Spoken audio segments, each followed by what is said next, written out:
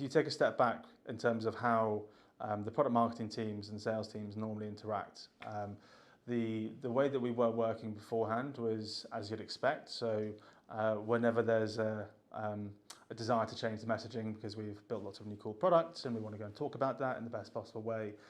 that kicks off a large amount of work to figure out how do we do the sales enablement, how do we organise meetings and run through the new content and the new messaging with them,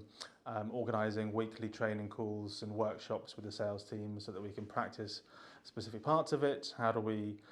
build the sort of messaging templates and sort of potential scripts to act as a starting point for all of the things that we want to be talking about at different points in the sales process. Doing one-to-one coaching with people and role plays, having sort of individual or group-wide or team-wide training calls to review specific things that come up often, going through objection handling frameworks and sort of building up our set of FAQs that we sort of maintained over time. That was sort of old world, and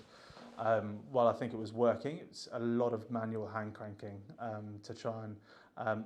figure out, is the messaging working, and how do we improve it over time. So the real difficulty with that approach is it takes so much time to do and organise, and it's very difficult to look back retrospectively as to what's actually improved or happened. So messaging was one of the first things that we focused on with Hive. So taking the time to write down what is our current version of the messaging and what is our next version of the messaging, and then being able to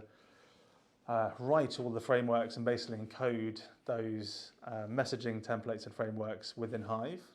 so that every single time one of the team gets off a call, the transcripts is cross-referenced with that framework to offer that one thing to do differently on the next call.